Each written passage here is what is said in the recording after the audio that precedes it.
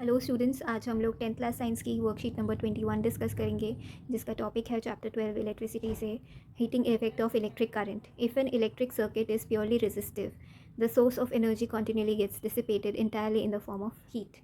सो इसमें ये बताया कि अगर कोई सर्किट में रेजिस्टेंस बहुत ज़्यादा है, प्योरली रेजिस्टिव है, तो जो सोर्स ऑफ एनर्जी है, जो इलेक्ट्रिकल एनर्जी है, it is continuously getting dissipated. Dissipated means जो एनर्जी है उस एक तो वो कन्वर्ट होगी, कभी भी एनर्जी फ्लो जो है वो रुकता नहीं है, एक फॉर्म से दूसरे फॉर्म में वो चेंज होता रहता है। सो जो एनर्जी है वहाँ पे अगर वहाँ इकट्ठी हो रही है तो it will change its form, it will get dissipated entirely in the form of heat. तो वहाँ इलेक्ट्रिक एनर्जी हीट एनर्जी में चेंज हो जाएगी। This is also known as heating effect of electric current. Consider a current I flowing through a resistor of resistance R. Let the potential difference across it be V. Let T be the time during which a charge Q flows across. The work done in moving the charge Q through a potential difference V is VQ. So potential difference, ये जो formula है VQ, हमने क्या बताया, work done, कि एक charge है Q और उसको कितना एनर्जी लग रहा है, कितना काम करना पड़ रहा है उसको मूव करने के लिए, that is given by V Q. Therefore the source must supply energy equal to V Q in time T. तो टाइम हमें टी लेना है और जो एनर्जी होगा कि वी क्यू फॉर्मूले से आएगा उसका value. Hence the power input to the circuit by the source is, power अगर निकालनी होगी तो क्या करेंगे, टाइम से डिवाइड करेंगे एनर्जी को, क्योंकि हमें मालूम है power is rate of doing work, या power is energy divided by time. So हमें मालूम है energy and work done is same, and energy की वर्क डन की फॉर्मूला हमें यहाँ पे बताया V इंटू क्यू। तो इसको अगर हम टाइम से डिवाइड करते हैं तो वो हमें पावर देगा।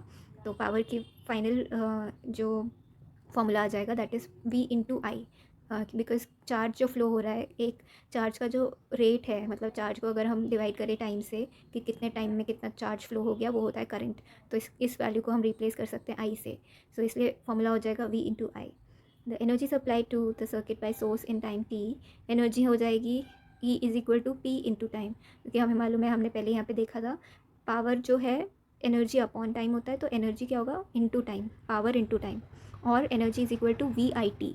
वी आई है पावर की वैल्यू और टाइम से हमने मल्टीप्लाई किया तो एनर्जी मिल जाएगी, where P is equal to V into I. Since energy is equal to heat produce, therefore E is equal to H, H मतलब हीट, और H is equal to V I T भी लिख सकते हैं हम, और H is equal to I square R T using Ohm's law, V is equal to I R. तो अगर हम इस V को रिप्लेस करके आई आर करके लिखेंगे तो वो आई स्क्वायर आर टी में इसकी वैल्यू आ जाएगी फिर। This is known as Joule's law of heating. तो जूल्स लॉ ऑफ हीटिंग क्या होता है, एक तो ये फॉर्मूला से हमने मैथमेटिकली हम बता सकते हैं, Joule's law of heating is H is equal to I square R T. अब जूस लॉ अगर डिफाइन करना हो तो कैसे डिफाइन करेंगे, it states that the heat produce in a resistor is directly proportional to square of current. तो जो वैल्यूज़ हैं सामने, क्योंकि डायरेक्ट रिलेशन है तो हम लिख सकते हैं directly proportional to square of current, directly proportional to resistance for a given current. ठीक है, रेजिस्टेंस के बाद time, directly proportional to time for which the current flows through the conductor. तो तीन चीज़ों पे डिपेंड करेगा और डायरेक्टली डिपेंड करेगा, मतलब अगर ये वैल्यूज़ को हम बढ़ाएंगे तो हीट की वैल्यू भी बढ़ जाएगी, एंड वाइस वर्सा। Versa H is equal to I square R T.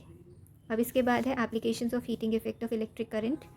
First है heating effect is desirable in devices like electric heater, electric iron, electric bulb, electric fuse etcetera. So desirable कहाँ होता है, जो चीज़ हम गर्म करने में या आयरन करने में यूज़ करते हैं वहाँ पर हीटिंग इफेक्ट ज़रूरी है, और अगर हमें कुछ कंडक्टर चाहिए तो वहाँ इलेक्ट्रिक जो हीटिंग इफेक्ट है वो अनवांटेड है, अनडिज़ायरेबल है। सेकेंड है in electric bulb, most of the power consume by the filament appears as heat and a small part of it is radiated in the form of light.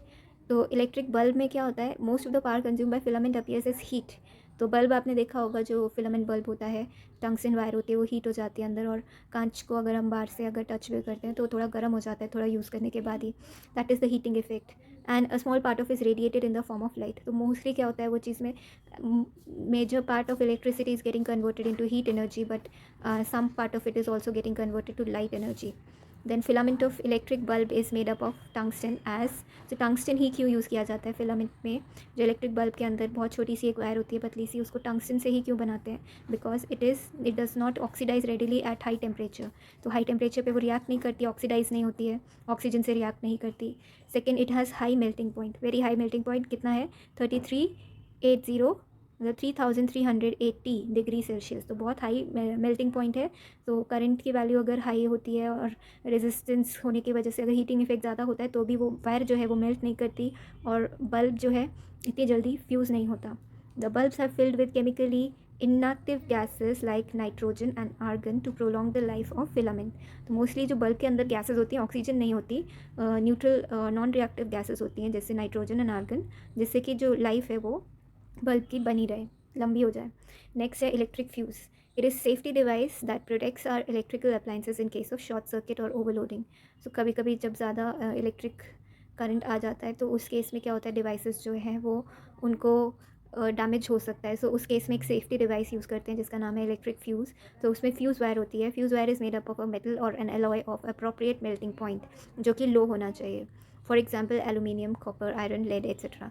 सो ये जो metals हैं इनका melting point काफ़ी लो है, इनको use करते हैं fuse wire बनाने में। वाई? बिकॉज फ्यूज़ वायर में अगर और जब इसे सर्किट में लगाया जाता है घर के, तो शुरुआत में जैसे बाहर से जो पावर स्टेशन से हमारे घरों में इलेक्ट्रिसिटी आ रही है, अगर उसकी वैल्यू ज़्यादा होती है तो फ्यूज़ वायर का लो मेल्टिंग पॉइंट होने की वजह से वो वायर जो है वो पहले ही मेल्ट हो जाएगी और सर्किट को ब्रेक कर देगी, जिससे कि उस कनेक्शन में आगे जाके हमारे घर के जितने अप्लाइंसेस लगे हैं, चाहे पैरेलल में हैं या सीरीज़ में लगे हैं, जितने भी लगे हैं, अगर हमने उनसे पहले फ्यूज़ वायर को लगाया तो फ्यूज़ वायर एक शील्ड की तरह एक्ट करेगी वहाँ पर, और उसका अपना जो वायर होगा वो लो मेल्टिंग पॉइंट होने की वजह से मेल्ट हो जाएगा। So it will sacrifice its life for the other appliances which are further down the line in the circuit. तो इससे क्या होगा कि फ्यूज़ वायर अपनी जो लाइफ है वो ख़त्म कर देती है बाकी अप्लाइंसेस को बचाने के लिए। तो it is use as a safety device. Fuse wire is always connected in series with live wire. So live wire के साथ हमेशा ये याद रखना है कि वो सीरीज़ में होनी चाहिए, तभी, क्योंकि करंट जो है वो सेम जाएगा आगे भी।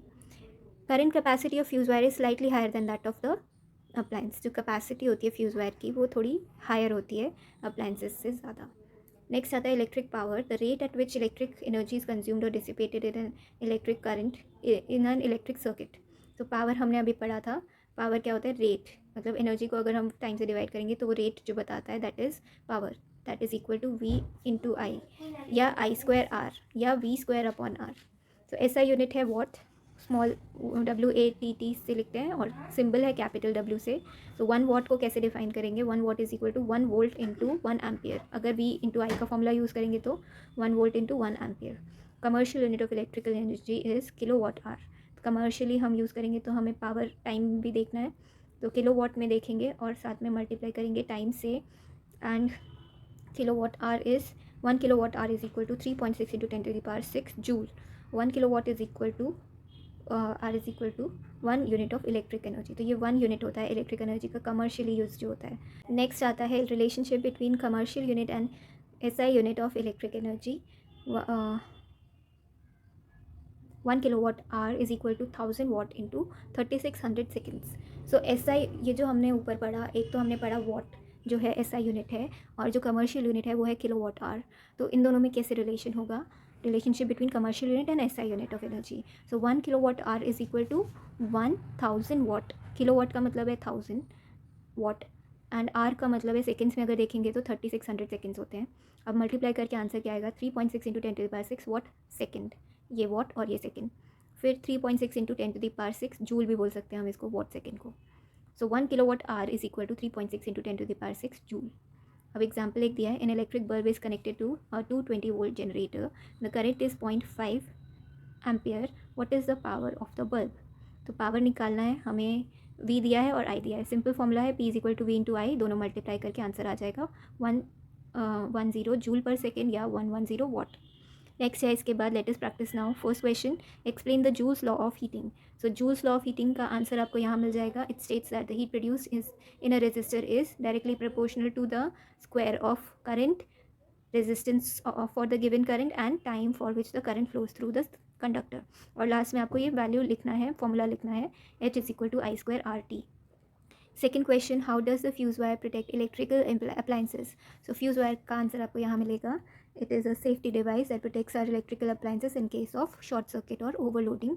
Fuse wire is made up of metal or an alloy of appropriate melting point and is always connected in series, and the current capacity is slightly higher than that of the appliance, and when a current of very high value is passing through the fuse wire, it will melt and break the circuit to protect the other appliances which are connected in series.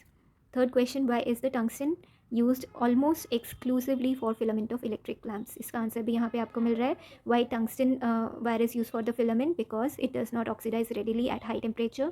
Second reason is it has high melting point, 3380 degrees Celsius. Next, fourth question, a fuse wire is connected to a live wire. True or false? Yes, it is connected, so it is true. Fifth question, which uses more energy, a 250 watt TV set in 1 hour or 1200 watt toaster in 10 minutes? So energy अगर हमें निकालना है तो energy का formula क्या होता है? Energy is power into time. तो ये जो वैल्यू दिया है पावर का दिया है, इसको हम टाइम से मल्टीप्लाई करके देखेंगे. जिसका वैल्यू ज़्यादा आएगा दैट विल बी कंज्यूमिंग और using the more energy. Okay, so ये सब क्वेश्चंस के आंसर्स आपको नेक्स्ट स्लाइड में मिल जाएंगे. आई होप ये वर्कशीट सबको क्लियर है. और अगर किसी को कोई क्वेश्चन है, डाउट्स है, तो प्लीज़ कमेंट सेक्शन में पूछिए. Thank you.